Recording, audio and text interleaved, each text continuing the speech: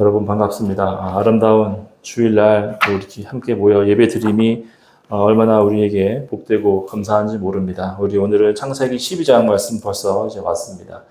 창세기는 크게 두 부분으로 분류할 수 있는데 1장부터 11장은 원역사라고 하고 또 12장부터 50장은 이제 족장들의 역사라고 하는데 오늘 드디어 이제 원역사를 마치고 이제 족장들이 나오는 이야기를 함께 나누게 되었습니다. 오늘 말씀은 간단히 이야기하면 아브라함을 부르신 장면이다라고 할 수 있습니다. 하나님은 아브라함에게 어느 날 나타나셔서 세 가지를 약속하시고 그리고 고향을 떠나서 하나님이 인도하신 곳으로 떠나라라고 이야기를 하십니다. 그러니까 하나님께서 아브라함을 새로운 곳으로, 새로운 삶으로 부르셨다라고 할 수 있습니다. 이 하나님께서 아브라함에게 찾아오신 내용은 참 우리가 의미 있다, 굉장히 독특하다라고 할 수 있습니다. 보통은 사람들이 신을 찾아가서 신에게로부터 자비와 그런 것들을 이렇게 요구하고 또 찾는데 오늘 말씀에는 아브라함이 아니라 하나님께서 아브라함을 찾아오셨다는 장면이기 때문입니다. 그래서 이 아브라함을 부르신 이야기 그리고 그 이후의 모든 이야기들은 이 이야기의 주인이 하나님이시고 그러므로 하나님께서 이 이야기의 시작이시며 또 하나님께서 말씀하신 언약을 이루시는 과정이며 또 우리에게도 이와 같이 일하실 것에 대한 예고다라고도 할 수 있습니다. 그런데 우리는 부르신 하나님보다 부름받은 아브라함에게 조금 더 관심을 갖는 경우가 있습니다.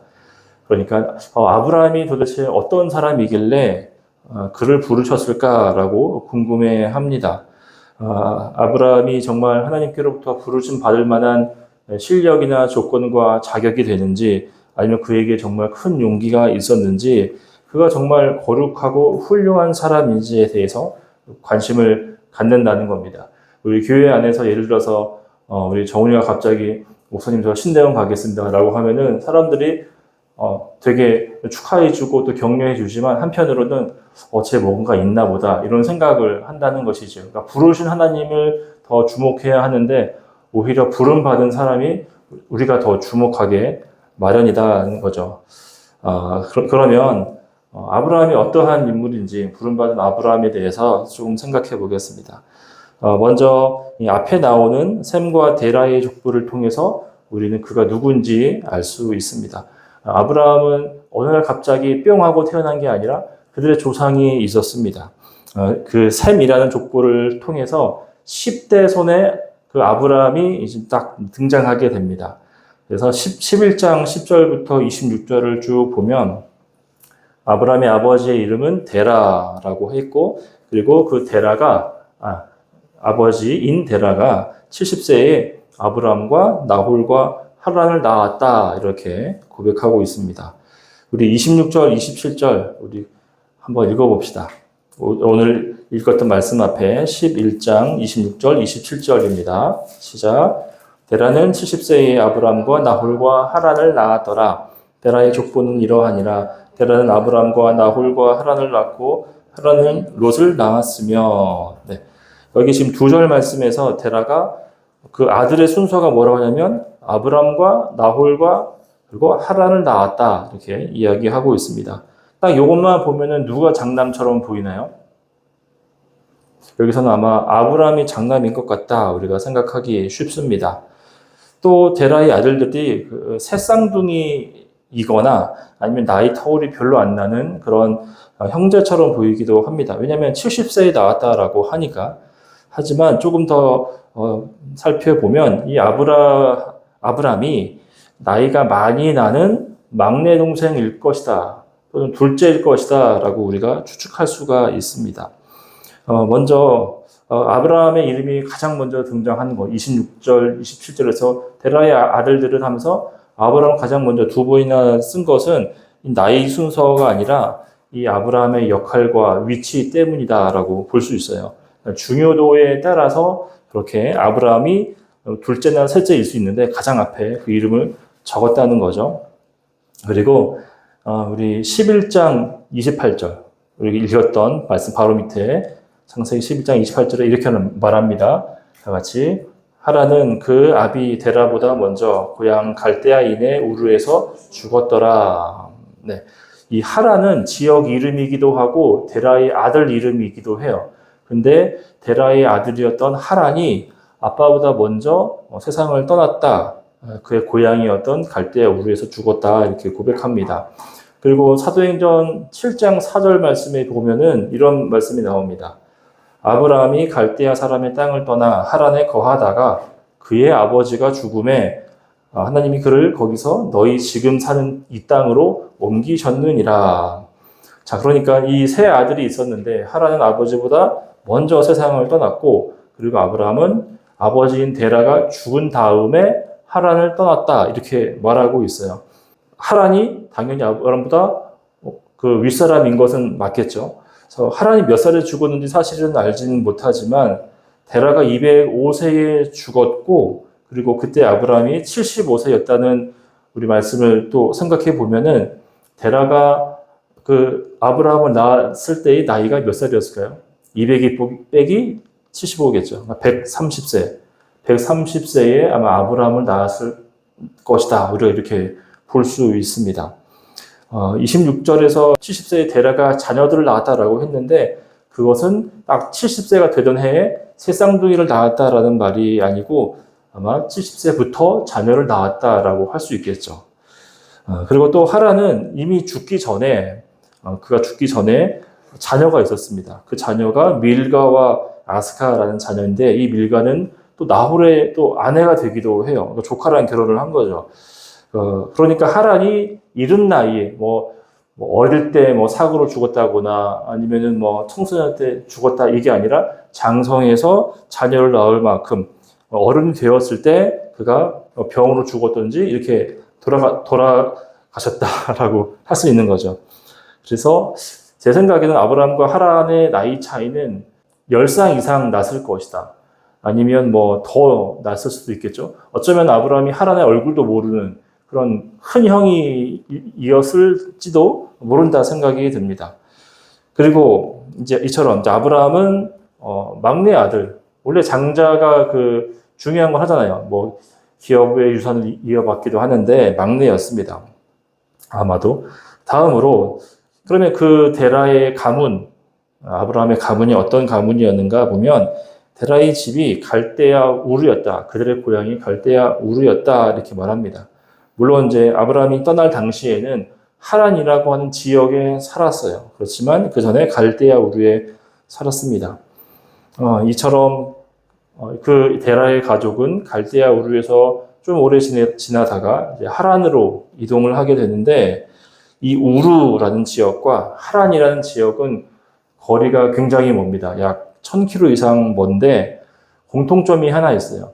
이 고향과 또 고향을 떠나서 이주한 이 하란이라는 동네는 달을 신으로 섬기는 지역이었다는 점입니다.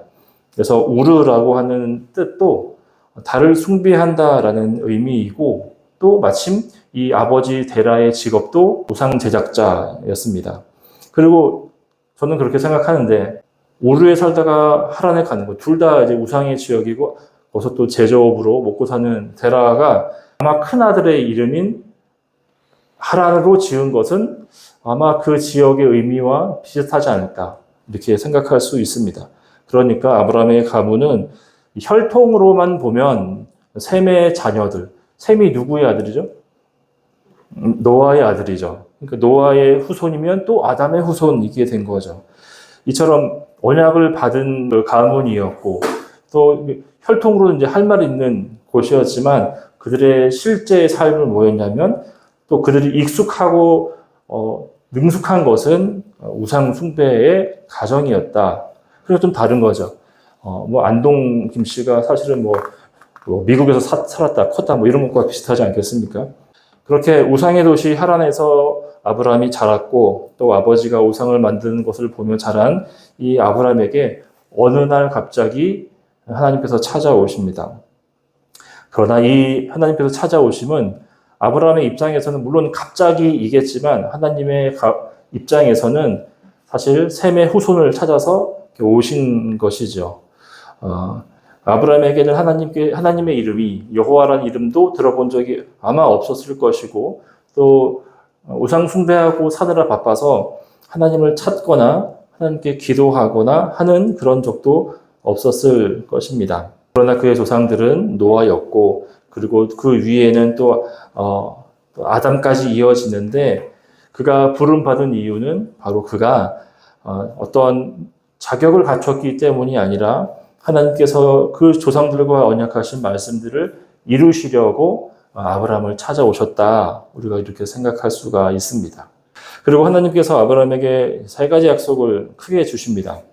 먼저 하나님께서는 내 고향과 친척과 아버지의 집을 떠나 내가 일러주는 땅으로 가라 이렇게 말씀을 하십니다. 그리고 그에게 큰 민족을 이루게 하겠다. 너의 이름이 창대하게 되게 하겠다라고 하셨고 또 너가 열방의 복이 되게 하겠다라고 3종 세트 복을 약속해 주셨습니다. 그러니까 요약하면 너의 이름을 창대하게 해주고 너를 통해 나라를 만들고 너가 복덩어리가 되게 하겠다. 너를 통해서 이 복이 세상 사방으로 다 흩어지게 될 것이다. 이렇게 말씀을 하십니다. 그리고 또 덧붙여서 이런 말씀을 주셔요. 아브라함을 축복하는 자에게는 내가 복을 주겠다. 근데 아브라함에게 저주한 자는 내가 저주하겠다. 너는 걱정할 게 아무것도 없다라는 거죠. 누가 너에게 나쁜 짓 하고 또 미워하면 내가 갚아줄 것이고 너에게 잘해준 사람이 있으면 너에게 협조해준 사람이 있으면 내가 그 자에게 복을 주겠다는 말이죠. 많이 찾아오셔가지고 내가 재영이 형제에게 복을 주겠다. 내가 다 감당해 줄 테니 마음껏 해봐라. 너를 축복한 자를 내가 밀어주고 만약에 너에게 해코지 한 사람이 있으면 내가 소리소문 없이 지구에서 없애주겠다. 이렇게 백이 되어준다면 너무 든든하지 않겠습니까? 아브라함에게 너무나 신나는 일입니다. 근데 아브라함에게 좀 더 신나는 일이 되었을 것 같아요. 왜냐하면 아브라함이 지금 뭐가 없냐면 아버지가 없어요. 보호자가 없죠. 그리고 아브라함이 장남도 아니었어요. 그리고 또 그는 뭐가 없냐면 자식이 없습니다. 그러니까 위로는 아버지가 없고 자기 밑으로는 자식이 없고 또 자기는 장남이라는 어떤 조건도 갖추지 못한 그런 사람입니다. 그런데 하나님이 불쑥 오셔가지고 보호자가 되어주겠다. 또 너에게 큰 그림을 이렇게 그려주면서 너 지금 비록 아들 하나 없지만 나라를 내가 만들 것이다. 이렇게 말씀해 주시니 얼마나 감격스럽고 얼마나 든든하고 얼마나 또 따라가고 싶었을까 하는 생각이 듭니다. 여기서 우리가 하나님은 어떠한 사람을 부르시나 이런 생각을 할 수 있습니다. 하나님께서는 될 만한 사람을 부르지 않습니다. 하나님은 착하고 모범된 사람, 또 실력 있는 사람, 인정받을 만한 어떤 사람을 부르시는 게 아닙니다. 지금 아브라함처럼 하나님도 모르고 우상을 열심히 만드는 아버지 밑에서 자랐고 여호와 이름을 들어본 적도 없는 그리고 하나님과는 도무지 어울리지도 않는 그 아브라함에게 불쑥 찾아오셔서 아들 하나 없는데 나라 만들어주겠다. 네가 열방의 복이 되게 하겠다. 이런 말씀을 주시면서 가자 이렇게 꼬신 거죠. 꾀임을 당해서 간 거죠. 우리가 예수님 믿고 구원받은 것도 우리가 이 자리에 있는 것도 마찬가지입니다. 우리는 구원받을 만해서가 아니라 우리는 구원받을 만하지 못하지만 하나님의 은혜로 우리가 부르심을 받아서 하나님께 나오게 된 것입니다. 그래서 이제 아브라함은 주저하지 않고 여호와의 말씀을 따라 조카인 룻과 함께 그 익숙한 고향을 떠나게 됩니다. 그 땅을 떠나 가나안 땅이라고 하는 곳에 들어가서 세겜에 있는 지역에 모레라고 하는 지역에 또 상수리 나무 아래에 도착을 하게 됩니다. 그리고 거기서 이 땅을 내 자손에게 주리라 라고 말씀을 해 주십니다.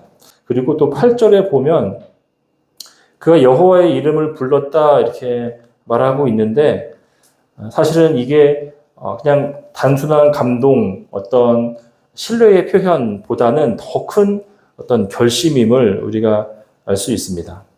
고향과 친척과 아버지의 집을 떠난 것은 그가 지금 어떤 결심이었냐면 내가 가지고 있는 모든 것을 다 버리고 하나님만 순종하고 의지하겠습니다라고 하는 뜻이었기 때문에 그래요. 여러분들 우리가 젊었을 때에는 이사 자주 다닐 수 있습니다. 그런데 나이가 조금 더 들어가고 자녀가 이렇게 자라고 한 지역에서 오래 머물다 보면은 이 도시에 있는 내가 친한 사람들도 있고 나랑 가까운 이웃도 있고 내가 좋아하는 사람들도 많이 있고 여기서 내가 오래 살았기 때문에 좀 이렇게 힘도 잊을 수 있고 그리고 새로운 곳에 간다고 하는 것은 뭔가 좀 낯섭니다. 내가 이 나이에 대해서 새로운 데 가서 사는 것이 맞나 싶습니다. 그런데 75세나 된 아브라함은 하나님의 말씀을 듣고 막상 그곳을 떠나는 것은 쉽지 않은 결정이었습니다. 내가 의지할 것이 많은 곳 떠나는 것은 힘든 일입니다. 그리고 아브라함이 제단을 쌓았다라고 했는데 그 제단을 쌓은 땅이 어디였어요? 세겜 땅이라고 했죠. 세겜이라는 곳에 가서 그가 제단을 쌓았습니다. 이 세겜이라고 하는 지명은 신앙적인 큰 결단을 할 때 등장하는 지명입니다. 그러니까 세겜에서 뭐 했다 이러면 그러니까 자기가 이제 나의 삶은 이제 완전히 바뀌었습니다. 난 이렇게 살겠습니다라고 하는 곳입니다. 특별히 야곱을 보면 야곱이 제단을 쌓고 이 세겜에서 엘엘로헤 이스라엘이라는 그런 지명으로 불렀기도 했습니다. 그러니까 나의 하나님은 나의 하나님이십니다라고 하는 것이 세겜에서 이루어졌다는 거죠.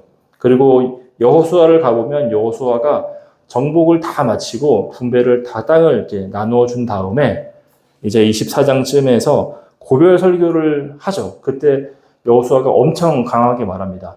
나와 내 집은 여호와를 섬기겠노라. 아닌 자들은 다 떠나. 이렇게 이야기를 하거든요. 그곳이 또한 세겜이었습니다. 그러니까 삶의 중요한 전환점, 자신의 신앙에서 큰 결단을 이루는 장소가 바로 세겜이었습니다. 그리고 이 세겜 땅이 모래 지역이었고 또 상수리 나무 아래에 있었다. 거기서 제단을 쌓았다 이렇게 말하는데 이 모래라고 하는 곳은 점치는 곳입니다. 세겜 땅 모래는 점치는 곳이고 또 상수리 나무는 그냥 이제 도토리 주워 먹는 나무가 아니라 이방 신에게 분양하던 곳을 이 상수리 나무다 이렇게 말합니다. 그러니까 지금 아브라함이 어디에 서 있느냐면 우상의 그 본거지라고 할 수 있는 상수리 나무 아래에서 모래에서 우상 숭배한 가운데서 이제 나는 하나님만 믿고 섬기겠습니다라고 선포한 거죠.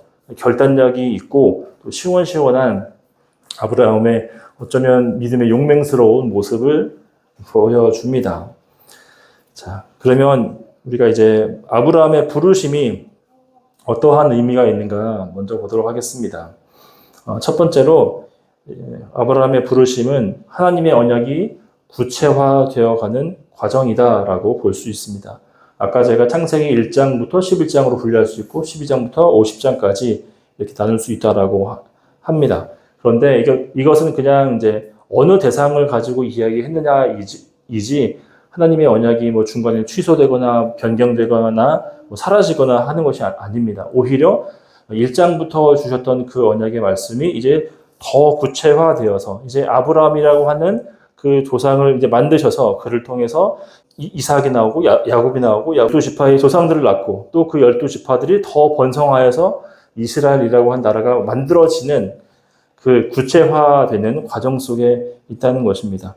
하나님께서 아브라함만 예뻐서 내가 너만 잘 되게 해줄게 이런 의미보다는 잘 되게 하시는 이유가 있는 거죠.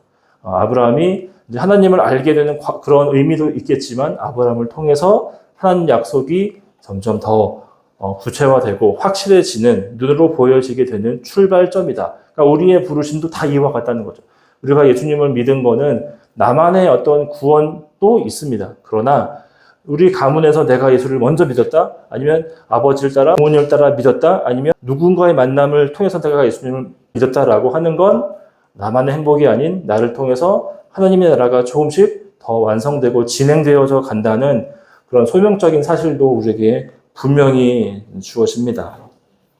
두 번째로 아브라함의 부르심은 크신 하나님의 부름이었다라고 볼 수 있습니다. 하나님은 아브라함에게 아들을 주셔서 이삭이라는 아들을 주셔서 이스라엘을 준비하게 하셨습니다. 마치 큰 그림 안에 이 아브라함의 역할이 있고 영화의 일부 장면이지만 중요한 한 장면으로서 존재한다는 겁니다.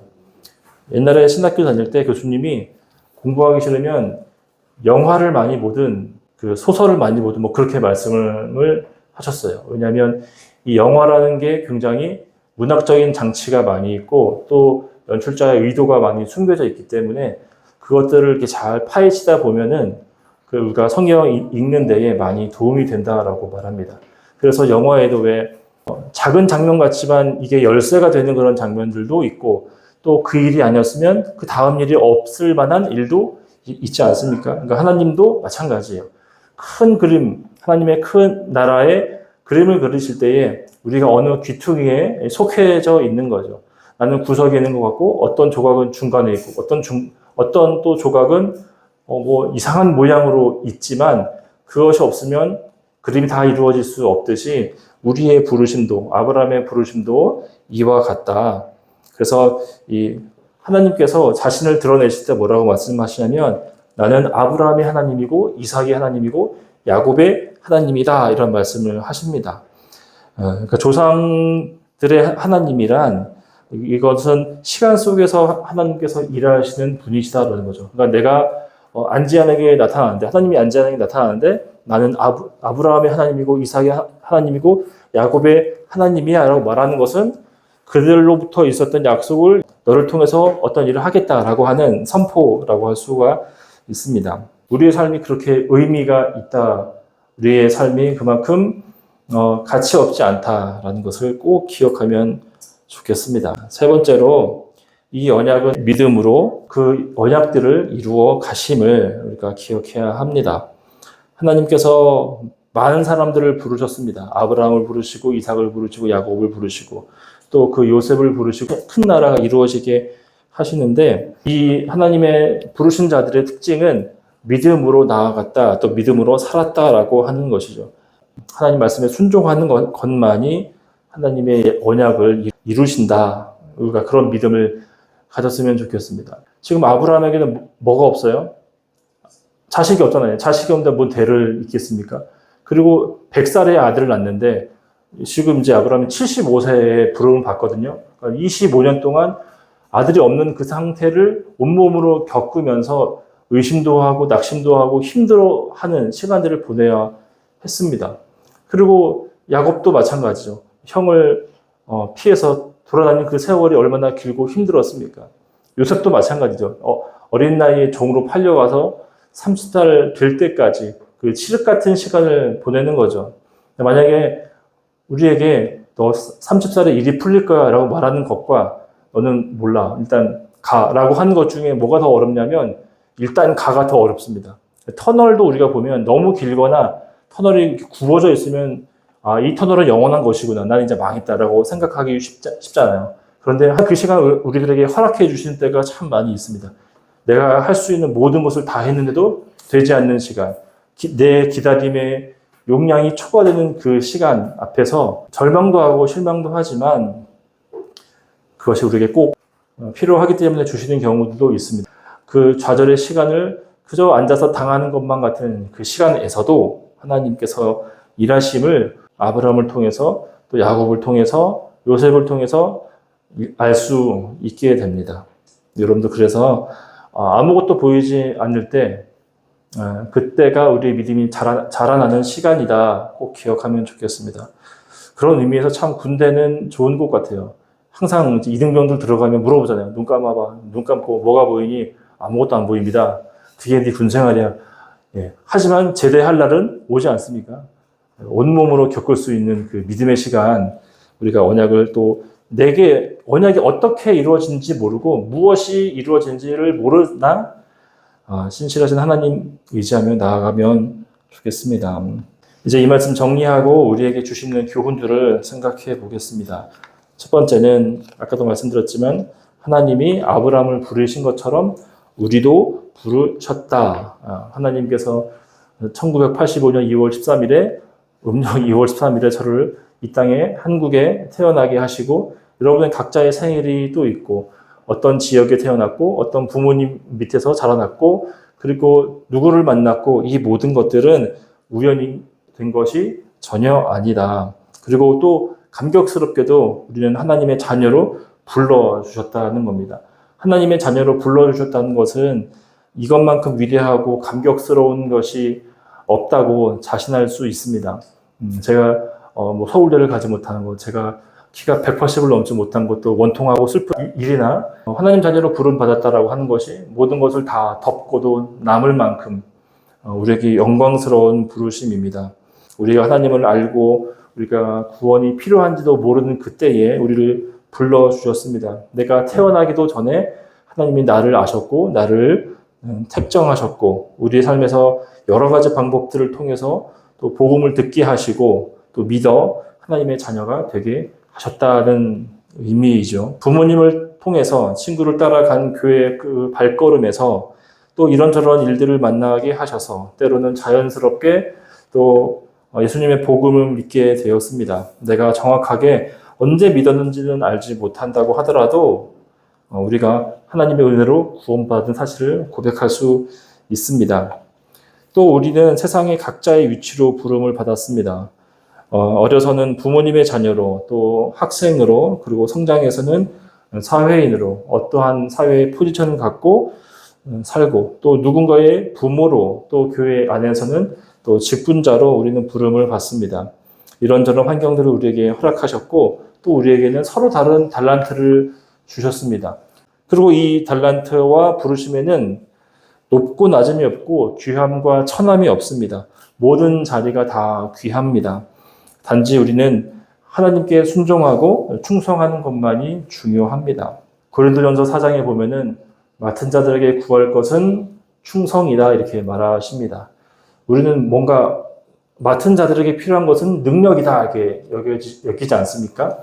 당신이 이제 뭐 대통령이 됐으면, 당신이 뭐 사장이 됐으면 그만한 역량을 갖추어야지 기대하지만 맡은 자들에게 구할 것은 그저 그 일을 오늘 또 하는 것, 꾸준히 하는 것이 하나님께서 우리에게 주시는 또 기대하시는 너무나 선한 일이 될 수 있습니다.